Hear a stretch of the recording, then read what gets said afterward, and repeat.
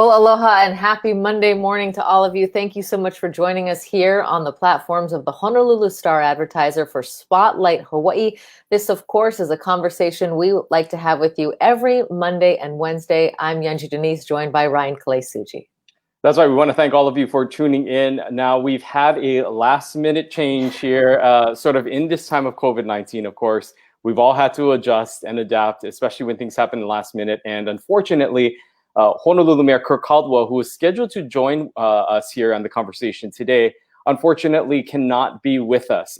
We are being told, of course, we know that we heard news over the weekend that there were about 10 employees that worked within Honolulu Hale that tested positive for COVID-19. And so today, the entire department is actually going through mass testing that is currently going underway right now. And so the mayor and his team is part of that testing that's going on. And so unfortunately, he was not able to get tested and also be here joining us in this conversation. So we will try to get him rescheduled. We apologize. We know that there are many people who obviously had a lot of questions for the mayor with the new orders that have also been in place, that came in place over the weekend.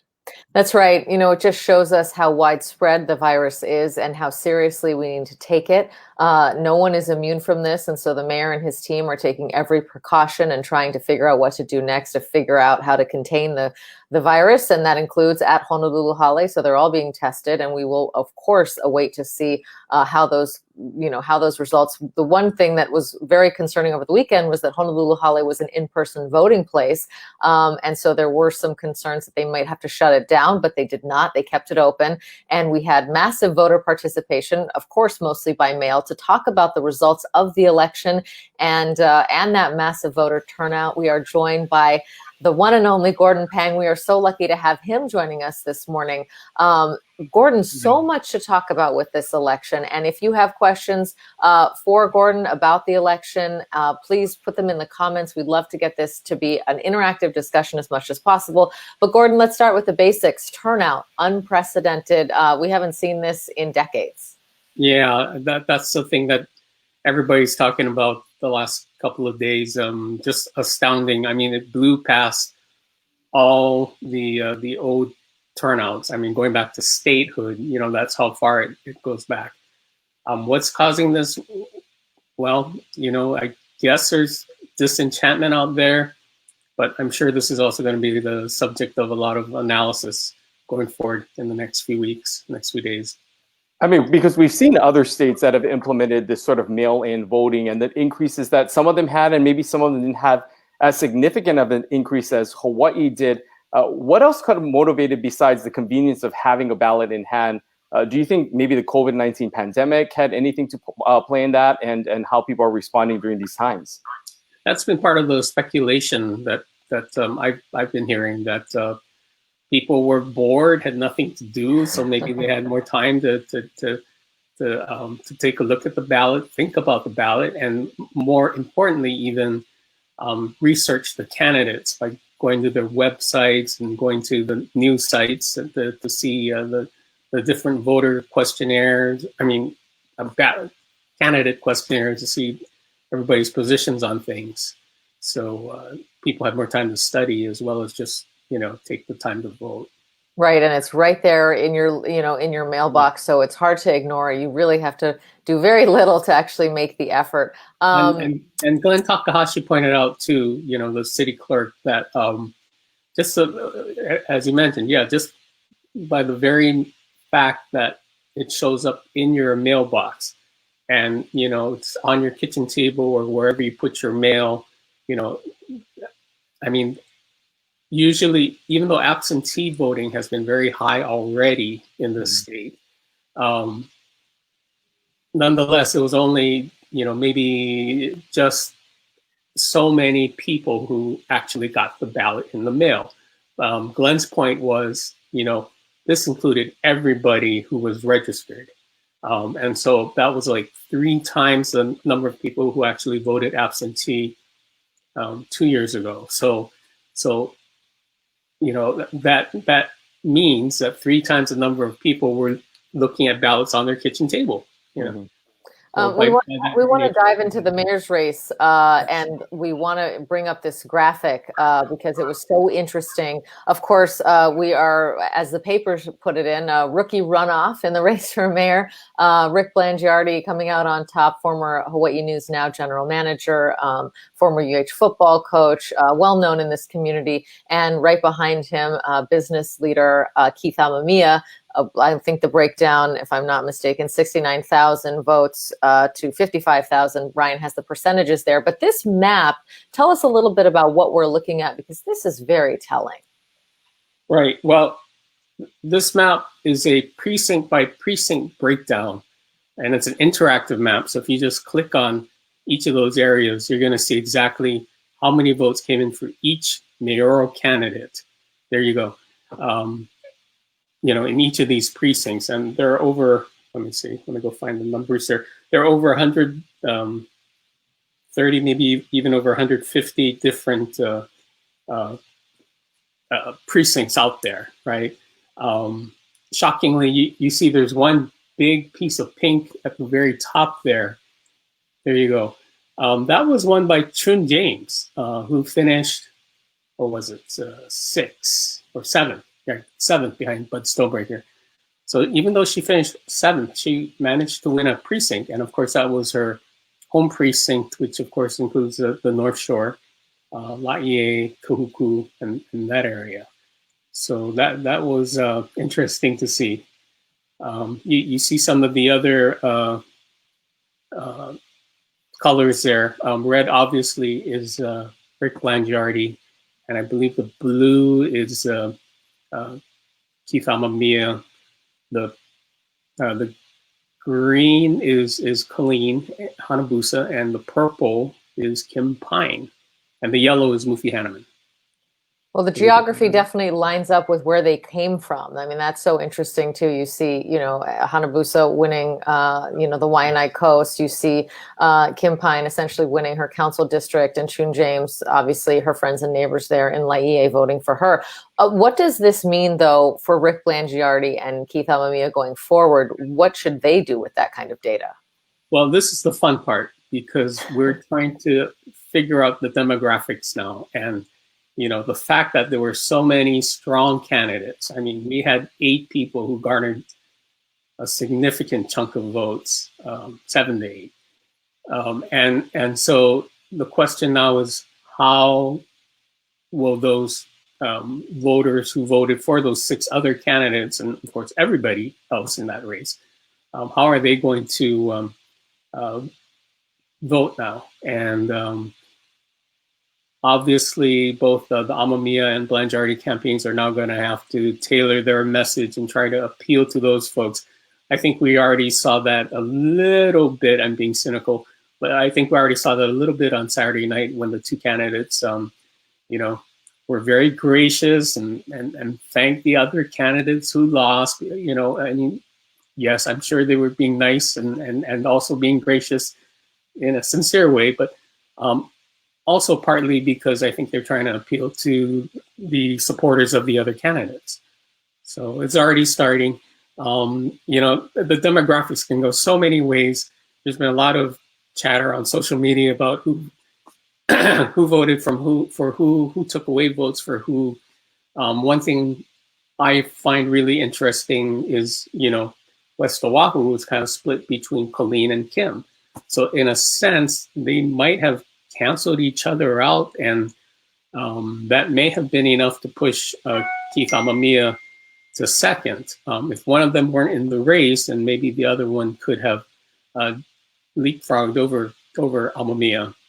Anyway, that's just speculation on my part. We all need to look at the numbers better. That's just my initial thought, just looking at the colors on that map.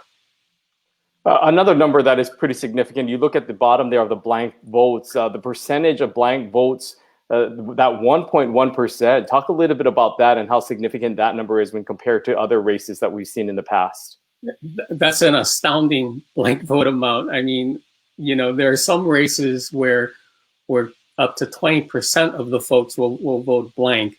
But clearly, 99%, and that's just looking at the numbers here. I mean, numbers don't lie. clearly 99% of the folks or sent in their ballots knowing they were going to vote for mayor, and did vote for mayor. So there were no undecideds here. People had an opinion on this race and voted that way. I want to definitely involve the audience, and there's some debate here. You know, Michael is saying this is proof that mail-in voting works, but on the other side, you know, Gito says, has anyone validated the mail-in and in-person? It was easy to vote twice. Have you heard of any irregularities? This is obviously not just an issue for Hawaii. The president, you know, all the way on down, a lot of people have sort of started to question whether mail-in voting is verifiable. You know, I saw some interviews with Scott Nago over the weekend, and it seemed like things worked fairly well on their side. Have you heard of any issues with this? Right. Well, we are, as I understand it, some. Well, first of all, yeah, you know, the signature verification issue is a big deal, and the election people are getting it from both sides. On the one hand, there are people who are suspicious of signature verification, you know, think it's too easy to cheat. And then on the other side of it, people are wondering, well, why the heck does it take 5 days to verify signatures, and we have to wait for the final 5 days from the day of the election? You know, I don't know if that's been made clear to people, but there really isn't a final out there yet. They're still checking on the ballots that you know, that were not tabulated yet, because the city had not yet been able to, because it got them late, had not been able to get to verify the signatures. So, you know, signature verification, they get hit from both ways. You know, it's an ongoing debate for sure. And as you said, both here and across the U.S. You know, and you look at that, for the most part, there will not be any significant changes, of course, to some of these major races that we see with the mayor's race, because as we know, there are still, as you said, maybe about a few thousand, a little over, that are still having to be verified through this process. But it could ultimately impact some of these other races, such as these closer House races. We saw Scott Psyche, the Speaker of the House, who narrowly beat longtime, you know, political advocate Koko Iwamoto for that seat. Could any of those kind of votes impact those types of races that are still really close? Yeah, I think you, excuse me, I think you hit the nail on the head. The larger races, it's less likely that there's going to be an impact, if for no other reason, because there's just so many more votes that need to be made up. Some of the smaller races, you know, even though as more and more numbers come in, it's less and less likely that there'll be a change in how the candidates place.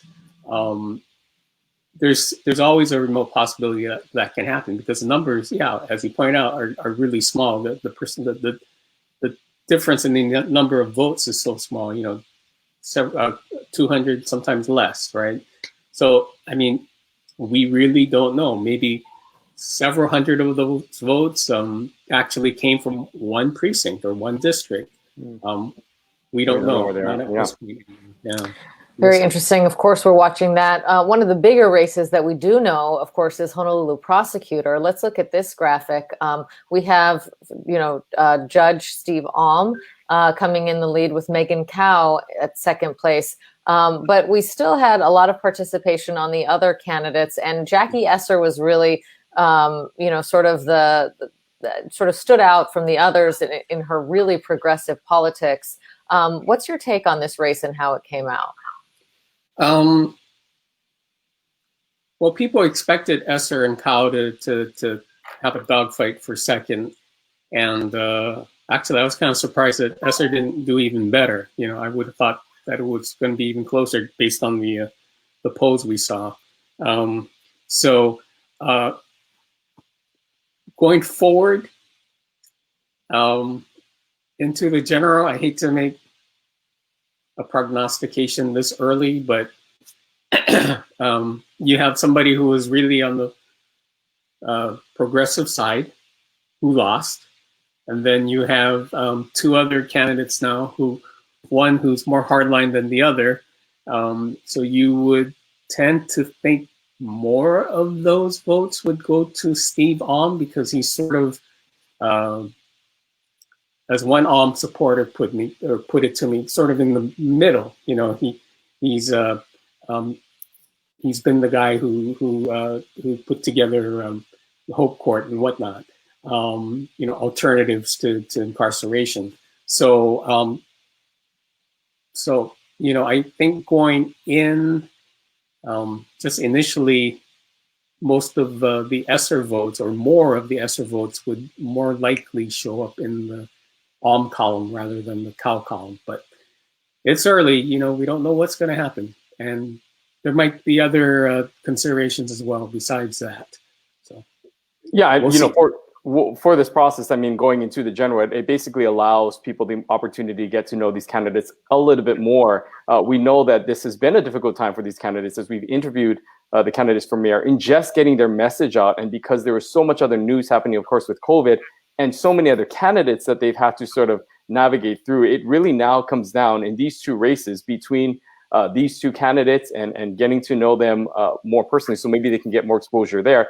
But more than that, there's also some city council races as well that is also heading into this general election. We know that Andrew Tupola as well as Calvin Say have solidified their spot, but there's still some races in the city council that could go either way. All right, Ryan, before you go there, just one other point on the prosecutor's race. I don't know if you have that graphic available, but huge chunk of undecideds there. So, I mean, by no means is Megan Kyle out of it. She's a really, attractive candidate. She's a high profile candidate. And so, yeah, I mean, anything can happen. I mean, there's a really big amount of undecideds in that race. I hope you guys can have them both on your show and people can get a little bit more out of them on that. We hope so too. I definitely do want to address those council races. I also want to address, Chun James is watching with us right now, and she has an interesting point. Hello and good morning to you, Chun. She says, we need to change campaign spending. The results clearly reflect the amounts of money spent on TV, radio, print, and mailing ads. It was not about ideas, but social media exposure, which grassroots candidates do not have. This was a hard election for those who didn't have deep pockets. This whole idea of pounding the pavement and, wearing through your shoes, you couldn't really do that. And so if you didn't have the money to reach voters, you were hamstrung a bit. Well, I think that's campaign financing is a national issue. There's a whole super PAC discussion as well. There needs to be more discussion on campaign financing, clearly, as Ms. James points out.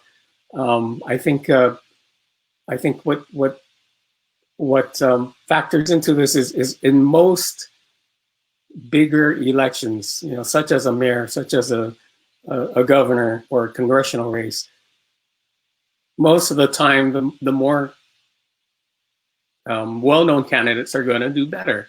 And they are going to be the ones who attract more money, already have the connections in the community to get them there.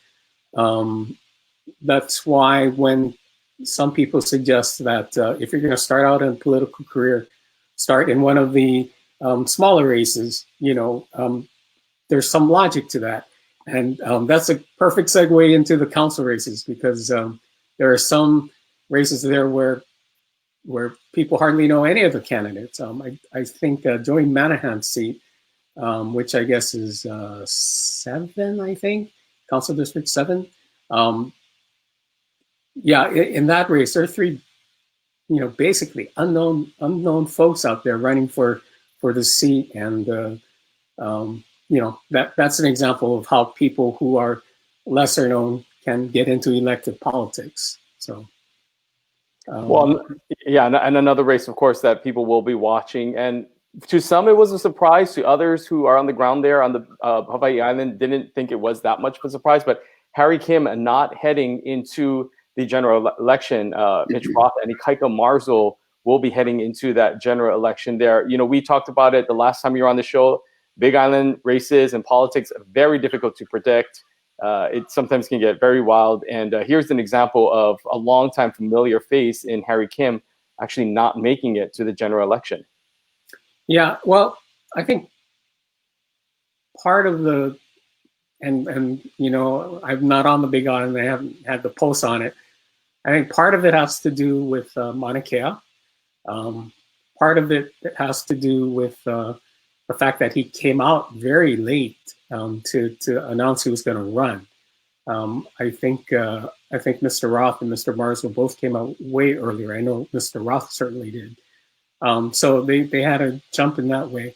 And in a related note, you know, I don't know. I mean, again, from although we're here on Oahu, it seemed a little bit like Harry was a little disengaged from it. You know, that's kind of related to why he waited till the last minute. And some people, I think one of the TV anchors said it nicely. He said, "Well, now Harry can go and rest because he has been, you know, having a lot of health issues, and people were worried about him during the whole, you know, the lava event because he did have to go to the hospital in the middle of that." So, you know, maybe that factored into it as well. Maybe not even because people dislike Harry, because maybe they felt, you know, he needs to take a break and do something else. Well, just sort of big picture before we let you go, and I know that you have to get back to work and covering everything that's happening at Honolulu Hale today because it is a big day there, as it is basically every day now because of COVID. But really seeing that engagement, what's your sort of overall takeaway? I mean, for people like you and me and Ryan, elections are always exciting, but in this one, I just felt we had so many more people who actually were aware, and I had friends texting me and really, really interested in a way that I haven't seen before. Yeah, and again, I think it's because people are cooped up. You know, they're not allowed to go out and do very much.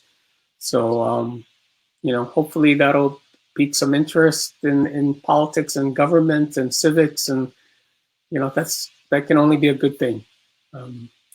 But I do encourage everybody, please go take a look at that interactive map. It's fascinating to break down the data and see who voted, how, where. I know somebody was raising concerns about the Ko'olauloa and Ko'olaupoko votes. Some were questioning, well, how could Rick Blangiardi have won those seats or won those precincts when he's been so anti-windmill and other things? But you know, I gotta shrug my shoulders and say, let's go take a look at the data, and I haven't been able to do so yet. But you know, yeah. A lot of questions out there, a lot of fun things to look at. All right, Gordon Pang, thank you so much for stepping in and joining us this morning. We really appreciate it, and looking forward to the general and seeing what happens there. Aloha. My pleasure. Thank you. Aloha to you. Thank you. Well, so interesting to see, Ryan, and we were lucky enough to have those candidates on. Gordon has a link to that on his Facebook page. We'll also add it when the broadcast is finished because it really is an interesting interactive map where you can see how many walk-ins, how many mail-ins, and which candidate got what. And it's just interesting to see, you know, the country really voting for Rick Blangiardi and some of the other candidates, and the more metro areas going for Keith Amemiya. We'll see how that plays out in the general. Yeah, and of course, a lot of people will be motivated because, of course, going into the general is a presidential election, and those numbers just tend to be a little bit higher. There's obviously a lot of debate going on the national level that is spurring a lot of emotion by both sides. And so, you know, they are expecting even larger numbers into the general. And so we will continue to try our best to kind of keep you engaged and keep you motivated during this time where we can connect you with these candidates. We hope to have a platform where we can actually have a discussion with both of these candidates going forth, not only in the Honolulu mayor's race, but we hope to get, you know, maybe the Big Island race as well on here, as well as the Honolulu prosecutors, to provide a opportunity for our viewers to be able to hear some of those clear distinctions. Again, we have to apologize that the mayor, unfortunately, was scheduled to be on a broadcast this morning, but we got word maybe 20 minutes before we're going to go live that he was not able to make it. Yeah, and the reason for that is, of course, the COVID-19 outbreak among some of the workers at Honolulu Hale that was reported over the weekend. The mayor and his team all getting tested today. And so, of course, health takes precedent over everything else right now. We hope that you are staying safe and healthy. This was a different weekend than those that we've had in the past because parks and beaches and basically all outdoor spaces were closed.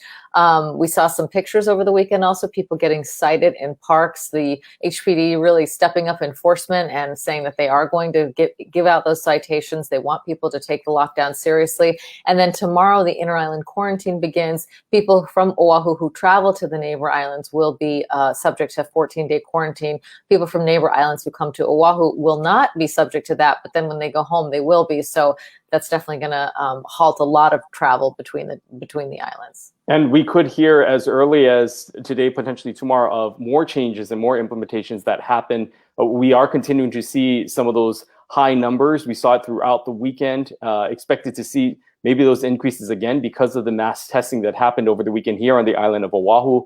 And so we'll wait to see what the governor has to say and what the mayor has to say about any further shutdowns or going backwards, so to speak, in the reopening process, but sort of reversing that and seeing what other businesses or what other things they may potentially have to shut down as we continue to see these high number of positive cases. To talk a little bit more about that on Wednesday, we will be joined once again by Lieutenant Governor Josh Green, who has been very vocal about his stance over the weekend, especially about the Department of Health and the state epidemiologist, Sarah Park, and his concerns over the lack of contact tracers. And so we want to get his thoughts on this as well and hear where we might be now moving into, again, our interview on Wednesday and where the state is at that point.